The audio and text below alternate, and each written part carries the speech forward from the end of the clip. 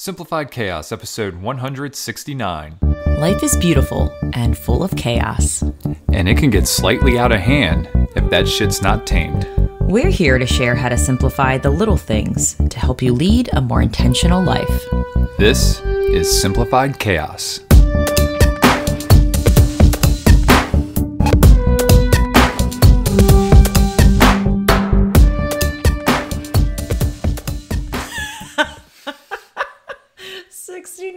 How appropriate. Sorry, this is Simplified Chaos.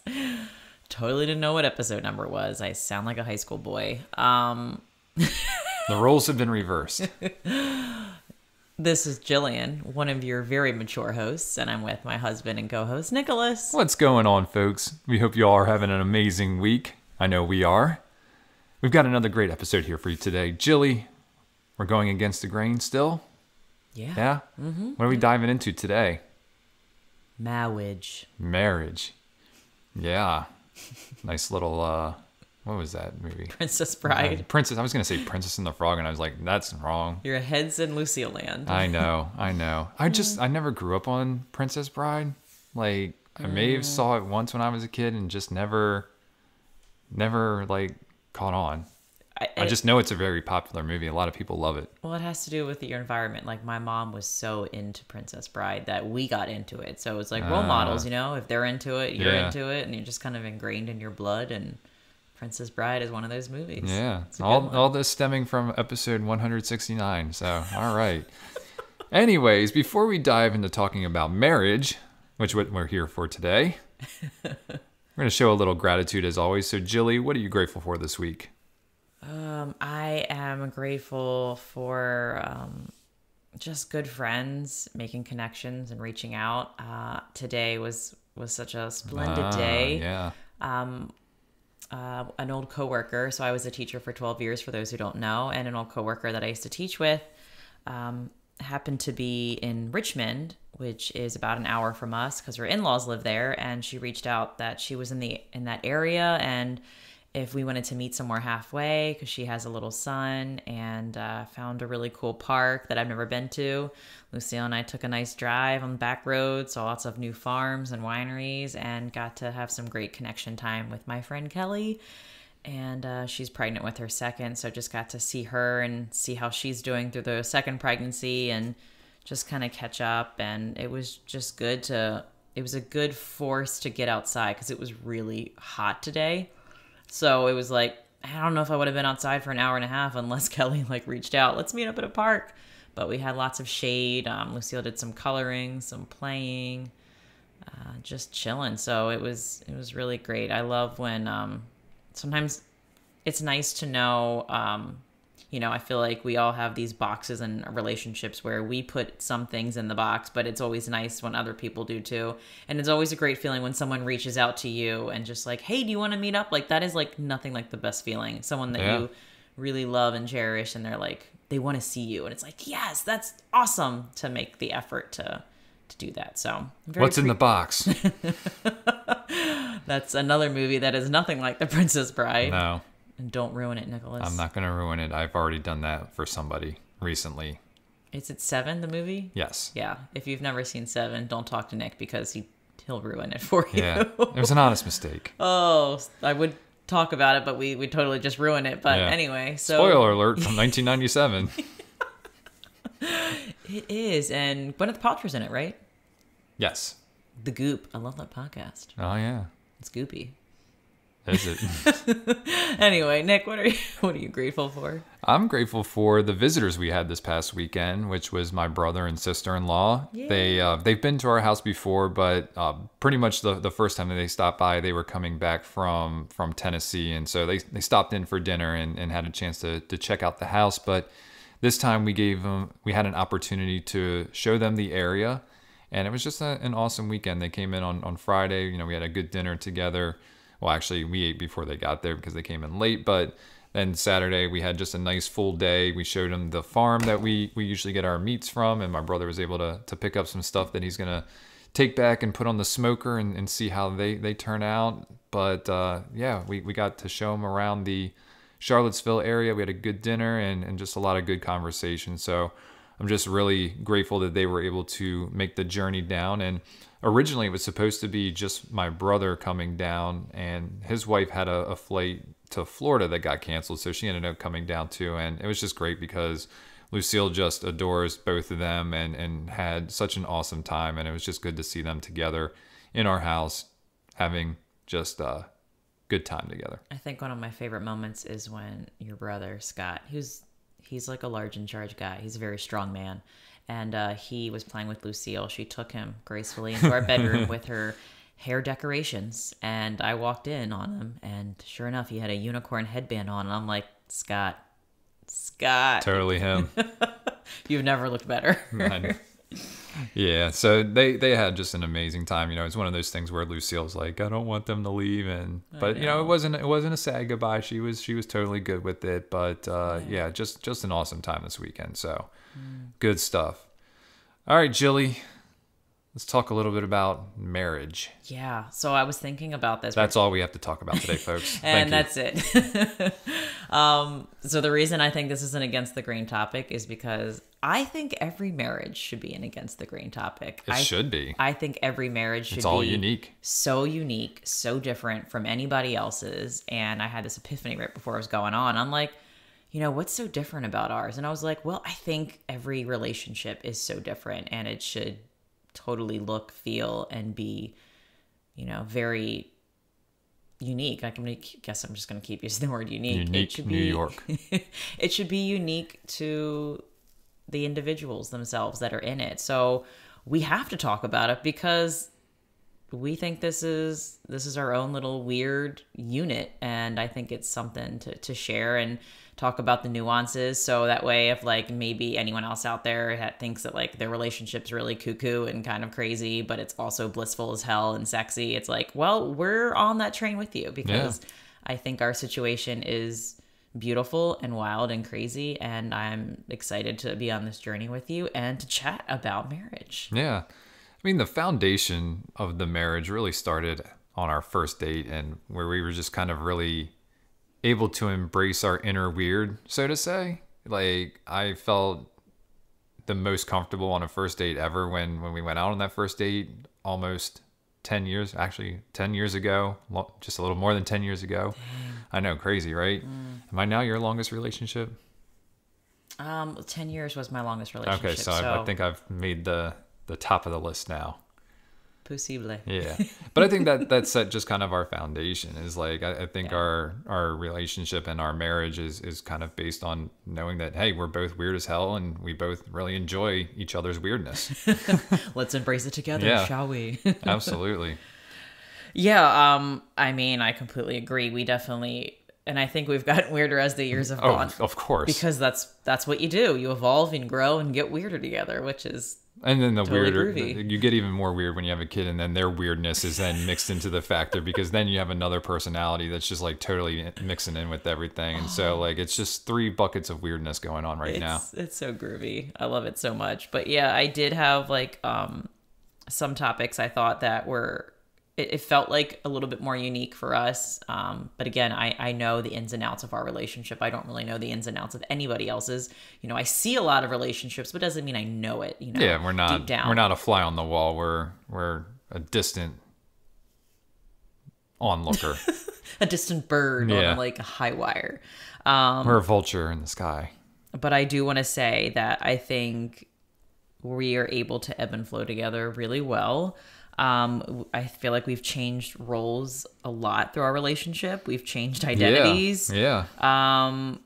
We've changed support systems and what that looks like and what experiments both of us have gone down. I think that this is the most open and safe place that I've ever felt to be myself and to communicate with you boldly and put it all out there. No matter how embarrassing I think it may be, I'm kind of like knocking down those walls now. And just even with parenting, I think that, we are learning from each other so well and kind of balance each other out and let each other be themselves fully without judgment. We might ask some questions because, sure. You got to get curious. You have to. I never feel in this relationship that, you're telling me like, I think this is better. You know what I mean? I've never felt down or not as an equal with you, which I think is I'm very appreciative of that, because I know sometimes in the hierarchy of marriage, it's like, well, the man's in charge and he's what makes the money. And it's just like, the old school ways of thinking. And it's so not like that. And I know a lot of marriages are not, but I'm just grateful to feel like I'm in a partnership with you, and just growing and evolving together and talking about marriage now. Yeah. I mean, it is a partnership at the end of the day. Like there's two of us with our own equal emotions, our own experiences, our own wants and needs and stuff like that. And, the biggest thing is, we fell in love with each other, and part of it was, like we said earlier, embracing each other's inner weirdness. But like, that's what you do with a partner, is you support them through their ups and downs, their highs, their lows, whatever's going on with them, and you see it through to the end. And we're just really lucky that we're both kind of easygoing people. Now, we doesn't mean that we don't push each other, because we do, but we challenge each other, I think, through communication and conversation. Actions certainly is a big thing. But yeah, I mean, the partnership aspect of it, like that's kind of how we go about it. And relationships, it feels like because we do this, like it just works seamlessly. Like there's really not a lot of, I guess, any kind of animosity or anything like that. It's really like, I don't even know that we've really fought. I was gonna say, that may be unique to us. We don't really, we don't fight. Yeah. I don't know if I think we do a lot of play fights. We do. But I don't ever remember being, except there was, I don't know if I was fighting with you. You just got really drunk back then.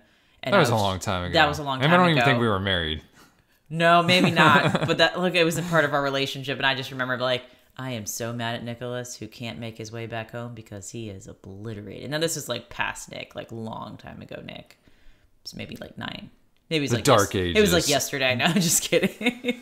No, but like we don't fight. And when I tell people that, I'm like, we don't yell. I don't think we've ever yelled at each other, except for like if we were far distance away and I was trying to get your attention, like, Joe, look over here. But I just don't see any need for it. Like, we respect each other, even when we're having conversations where we don't necessarily see eye to eye. I don't think that we don't disagree on a lot of things, but there are some things that we don't see eye to eye, where it's like, it's trying to understand where the other one is coming from. And I think we also do a good job of, like, if we feel ourselves getting to the point where it's just like we're getting too frustrated or we might want to yell, it's just like, hey, we need to take a step back, take a time out. Let's refocus on this either today, let's sleep on it and talk about it tomorrow morning. Like, we kind of see each other's cues, and we're just like, okay, maybe it's time to back down, and then, have a break and then reevaluate the conversation. Yeah, I agree. And I guess we can start with communication. I mean, I don't know many couples that have a podcast they use as therapy. So that's something unique. We started this podcast, on a mission just to spread our journey of, living with less, living intentionally, and how much joy and meaning it was bringing our life, and fun. And then throughout the process, I'm like, this is like couples therapy. And the third party is our community listening, even though they're silent, like while we're doing it. But there's a lot of deep reflection and thought and, I guess, processing situations, good or bad, or whatever they are, that we find a lot of solutions through this podcast and do a lot of thinking out loud. So I think that's a very unique thing about our marriage, is that we use this podcast as therapy. Yeah. And it's one of those things where, like, I don't care how many listeners we have, and I'm grateful for the community, but I do this because I see myself show up day in and day out a better version than I was the day before. And I think a huge chunk of that has to do with just talking about specific topics that we find meaningful together once a week.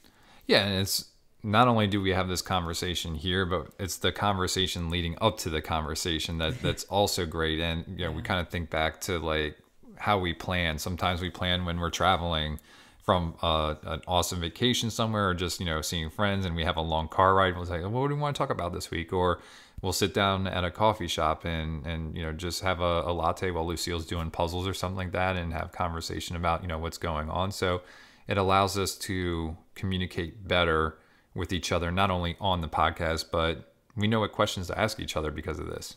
Yeah, and I think this is kind of weird of me, but it's like, I don't know, with as far as communication, but like I openly talk to Nick about like, you know, these are the grounds for divorce, or like, I wouldn't divorce you if you cheat on me. Like, I would want to know, I would want to ask you more questions. Like, it's one of those things where like backward mapping your life, like you think about like nothing is forever, and that's okay. I know that, but I just want to talk about like my feelings on divorce. And, you know, I would probably ask a lot of questions before making any rash decisions. And we do talk about like if one of us dies without getting like, I know it could be depressing, but at the end of the day, it's like I want us to be prepared if have those conversations. If that happens, and we've normalized those conversations, like the ends of things, and I think that kind of helps, you know, make you show up day in and day out more present too, because you do realize that this is so special and it does have an ending at some point. Mm-hmm. So it's like,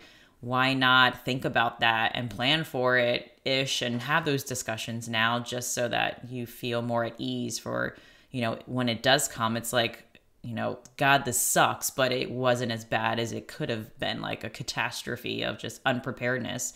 So I think that's pretty unique about us too. Yeah, no, we have those discussions. We both have those stances. Like our stances on cheating and divorce are a little bit different.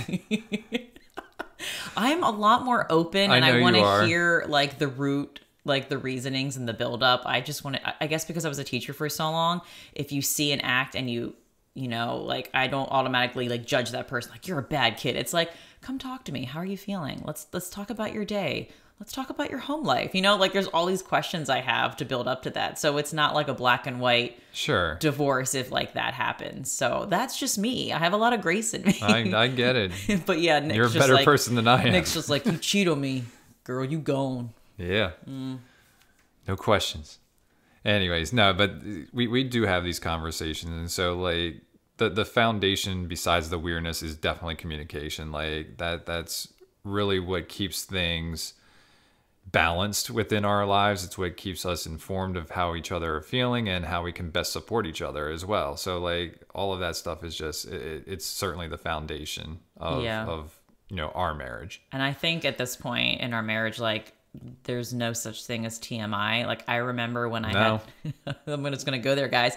I remember when I had, when I was pregnant, I had my first hemorrhoid, and I'm just like, was freaking out. I'm like, oh my God, I can't tell Nick about this.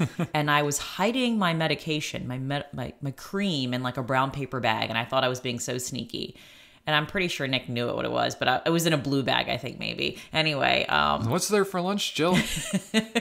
I remember like hiding certain things about my body that now I'm just like, let me normalize that shit now. Like it's going to happen. It can happen. Yeast infections happen. Hemorrhoids happen. Hormones going wild happens. Like I just want to like get it all out there. It makes me feel better. It makes me get everything off my chest. And then I feel like you have a better understanding that the woman's body is freaking wild. And it is. Just get on the ride with me and support me and just, you know, rub my shoulders and do some deep breathing. Do I need to rub your shoulders more? I don't feel like I rub your shoulders often. Can you start doing that? Yeah, I can do that. See, I'm glad this podcast is happening. Problem solved, folks. I could use more of that. Carry a lot of stress at my neck and shoulders, Nick. But yeah, I feel like at this point, it's just everything's on the table. And I think at first I thought, wow, is Nick going to still think I'm sexy if I tell him all these things? I don't know. How are you feeling about all this?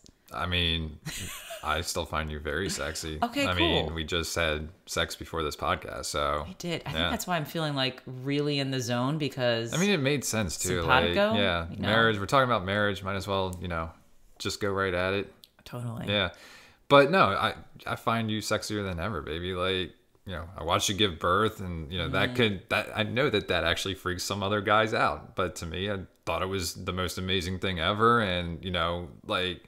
You know, through all your changes, you know, through pregnancy, giving birth, and, you know, just all the changes that women go through, I just find you sexier every day. So, babe. Yeah. You're just trying to get laid again after this. I mean, why not? But it's also true. Oh, it's good to hear that. And I don't know if any other women are out there that hide a lot of things because they think maybe their partner is not going to find it attractive. I don't know. I think it has to do with like vulnerability, like just putting yourself out there, letting them know like the good, the bad, the Yeah. ugly, the raw, the realness of it. And then, I don't know, I think it unites you even more. So, And guys, you just need to listen to this shit and just take it in stride. It's shit that happens. Like, don't be grossed out by it. Don't be weirded out by it. Be a man. Step the fuck up. jeez. All right. So let's step away from communication because I feel like we can talk about communication all day. Let's talk about financial roles. Ooh. I think we have ebbed and flowed just between jobs. I mean, for me, I've been pretty like stagnant until this past year or so. But there was times where like I was making more money. There were times you were making more money, and like the dynamic changed. And I don't know, how did you feel about it? I feel like we like stepped up to the plate. We're just kind of like, hey, I need you to carry the team for us. You know? Like we're really depending on you, and it's so good to feel supported and not like, I don't know, like you don't have any qualms about like if I was making more money than you. It's just kind of like, as long as we're supporting the family, like who the hell cares, you know? I mean, in 2022, I don't know if there's really any reason why any man or woman should feel any less of themselves if their other person's making more or less money. Like, let's just like nip that in the bud right now. Like, you know, it's a team. Like, we're here to support each other, our family, kids, whomever, in our network. So like, I think that conversation should have died a long time ago. Unfortunately, it's still something that is talked about right now, and there's still like men who say, "Oh, your wife makes more than you. You know, does that make you feel less of a man?" And why? Like, who gives a shit?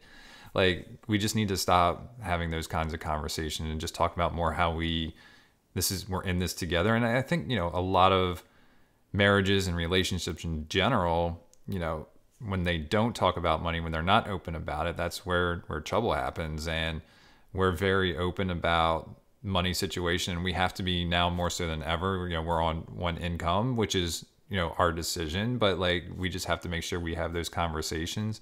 And when you were the income person at the time, when I was not making any money, like, I felt horrible because I wasn't contributing. So, you know, I can kind of empathize with like what you were going through when you transitioned out from full-time teaching to you know, being, you know, with Lucille. So yeah, I mean, it was an awful feeling, but you know, we were in it together. You were like, "I got this, babe," and I was like, "Yeah, you do." And so, you know, it all worked out, but it's because it goes back to communication. I know. I feel like all of them are going to lead back there. It's the base. But yeah, and then there's a really great interview episode with Veronique. So if you haven't listened to that one, definitely check that one out. It's not too long ago, but I found it so empowering how her and her husband's dynamic was. Like, they ebbed and flowed. Like, one of them would pick up more of the weight of work while the other one had more free time to do and pursue what they wanted to do. And then they would like seesaw back and forth. And I just thought that was so beautiful, the fact that they could be such great partners to have that, you know, time to pursue fun and like let go some of that stress of like bringing in a certain amount of money, and the other person could do that. So I think that's so unique and great about our relationship, is that we're ready to go if we have to like ebb and flow again. And as of right now, I'm having a lot of fun being with Lucille full time and pursuing some other side hustles. It's been such a joy, and I'm enjoying the ride. Side hustle. Yes. So I'm really happy in the spot now, but it could change later. I mean, who knows? Sure. Nick may be like, I want to do this and I want to pursue that. And I'm like, all right, well, I'm going to have to step my game up and find something to do, you know, to contribute more. So it's always an open door with the finances, but yeah, definitely like not caring about where it comes from and how much. It's just that's a big I don't know, stress reliever that we don't have to worry about that. For those of you listening at work, I'm not going anywhere. Don't worry. Do you think they're going to be like, Nick? Like, I heard episode 169 and Jill said something. No. She's just saying if that was to ever come up, and it's not. So yeah, something else that I think is pretty weird and unique about us is that we thrive and flourish on getaways of all kinds. Mm-hmm. Getaways with family and friends, getaways with just us two together, getaways without each other, like time alone, time with other friends, having time apart.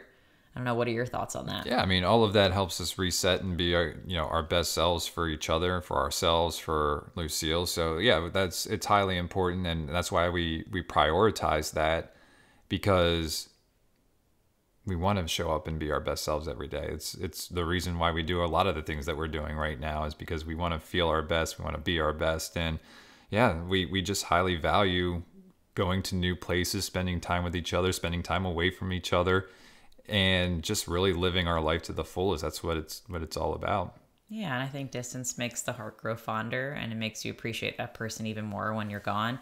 And I think it's really vital. I think sometimes you can lose yourself in a relationship. And I feel very grateful from the beginning. I think we both made time to always have separate space for ourselves, and that is just to like nourish our own person, like who we are as an individual, and not to forget that.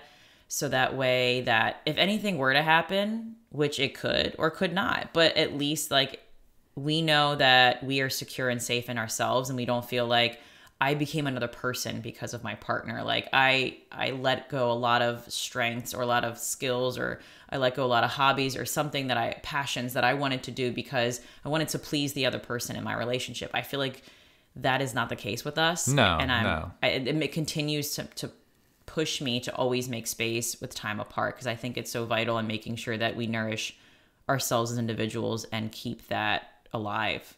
Yeah, we're not trying to hold back each other. We're trying to help each other grow. And, sometimes you need space to do that. Sometimes you need to be apart. Sometimes you need to be together. But yeah, it's more about not holding people back, but supporting you and whatever it is that your dreams are. And, we find a way to make it happen.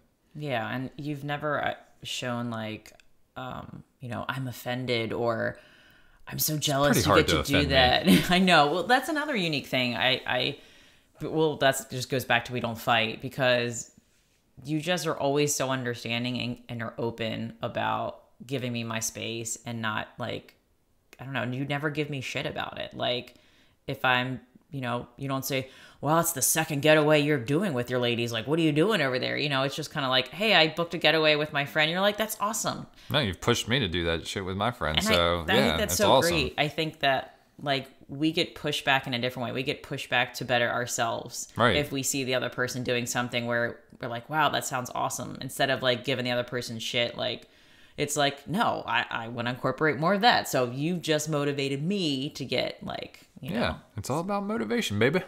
Well, I like that mindset. It definitely helps with a healthy marriage for sure. Yeah, and that's like the kind of thing you have to be able to recognize and understand that in the other person. It's just like they're trying to open your mind, maybe not restrict you or tell you what to do. It's like just push you to be your best. Yeah. Open your mind. Yeah. Something else that I think is pretty unique and weird about us, I feel like we just do a lot of mini experimentation. Yeah, we talked about that a couple episodes ago, that we're always trying different things, and that's part of like the pushing each other to be our best and optimizing our lives, being more intentional. Like if you're just stagnant and doing the same thing, then yeah, things can get a little bit boring. But if you're willing to try other things, and you might get some tremendous benefits out of it. So like we're always down to dabble. Yeah, and I think that having curiosity and creativity in a relationship is so important, just like in the individual. Like with Lucille, it's like we're constantly pushing like stay curious, get creative, and I think like nurturing that in a relationship and in adulthood is like so vital to like keep pushing those innate qualities we had as kids to like try new things, go outside the box, see what happens, don't be afraid to fail, and just see that as a learning experience. So I think that's pretty fun for us, because you go on different journeys and I go on different journeys, and then we come back and talk about it, and then like, hey, let me try what you're trying, or let me try what you're trying. So it's cool to be able to share those experimentations together and like learn from each other. So I don't have to consume all the things. I get to like learn from you. It's like we both go to like 2 different professional developments, and then we come back and swap notes or something. That's right. So it's kind of fun to benefit from that. It is awesome. And I think the last topic I had on here is just intimacy. that already happened. It happened, and everybody's intimacy is different and unique. I just want to give ourselves a pat on the back. I think we have a very stable sex life. Yeah, I'd say so. And I feel that it's only getting better as we age and as we stay together. I hear your 40s is just an absolute S-fest. S-fest. This is an explicit podcast, Nicholas. Well, that's why it's got a little E on it when you look at the S-fest. I know. Suckfest? I'm not sure what you mean, Nick. Sex fest. I know, I'm Yeah, joking. the other S. Goodness gracious. No, but I think this one's rated NC-17. I think we're always down to explore and get creative and add new things to the mix, because I think that's what helps keep it fresh. And it's funny, I even had conversations with Nick about, like, how do you think about a threesome? Does it have to be a man or a female? What are your thoughts on this? What are your thoughts? Just like going outside the box, like, and having those discussions, even if you really don't mean it. It's just like, why not have fun with it? And just You're hypotheticaling me. I am hypotheticaling you, but you never know. I could want to like dabble in that, and I want to see where your headspace is at. You're very open-minded, so you never know. You could be like, Jill, I will try it once. I'll take a no thank you sex. Just like we tell Lucille, take a no thank you bite. You have to try it once before you can say you don't want it. Nick's like, Jill, don't do this. We'll see about that. No, I just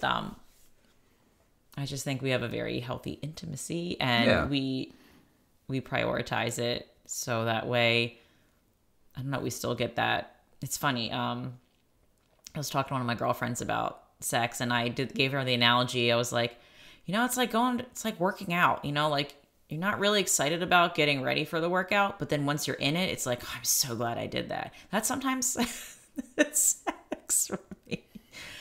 But girls need the workup. We need the workup. And I'm learning more about the science behind that, which is fascinating. And I'm teaching Nick about like the 4 phases of like our hormones, and like which phases I'm going to be more like turned on and like ready to go. And then which phases I'm probably going to need like, Did you just enter the turn on phase? I am. I'm in the wild get your freak on phase now. It's called the follicular phase. Oh, interesting. It is. So it's really cool having more awareness of my hormones and like teaching Nick this. I'm like, so that way I don't feel less guilty if I'm like, not today. And it's like, oh, I'm actually in this phase, so I'm going to need a little downtime, Nick.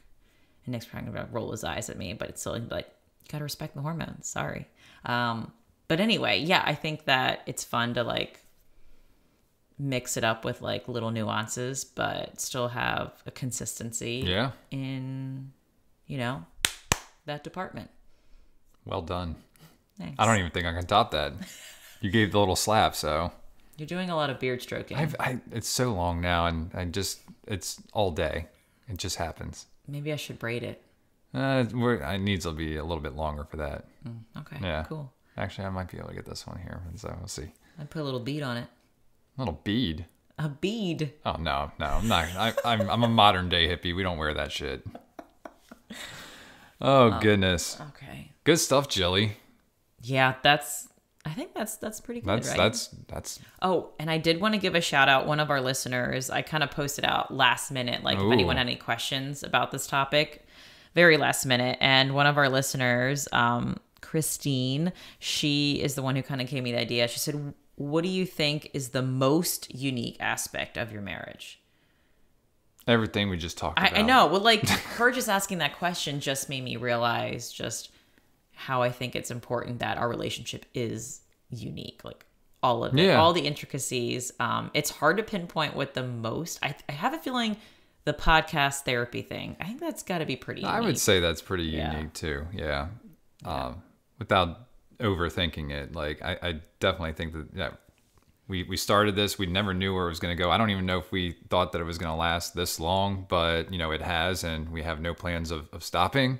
No. And we hope you all will continue to join us in this journey as we have our therapy and you listen to it. But yeah, no, I think that's a really good answer. I think this is a very unique thing in our marriage here. I do too. Yeah. All right, Jilly. Cool. You got any resources for our listeners today? I do. What you got? I found a blog post on oprahdaily.com. weirdness.com. This is my wife, Oprah. My name is Richie Cunningham, and this is my wife, Oprah. So it's called How to Get the Spark Back in Your Relationship. How Stella got her groove back. Stella got her groove back. All right. And I have 5 of them. There was a couple more, but I wanted to keep it not too overwhelmingly long. So number 1, first of all, it is normal to not feel quote unquote in love all the time. The first thing to realize about being in a long-term relationship is that it waxes and wanes. What you feel in the beginning is impossible to sustain. She says that if you understand this concept, it will lessen the pressure to feel deeply in love all the time. And I just want to counteract this with just that I think love evolves. It doesn't feel and look the same as it did before, but it definitely like changes as the moon changes. Yeah. For sure. Absolutely. Number 2, to reignite the passion, it helps to revisit the beginning. I think this works with us all the time. So going somewhere, you have great memories together, can remind you that you're still interesting people who like each other.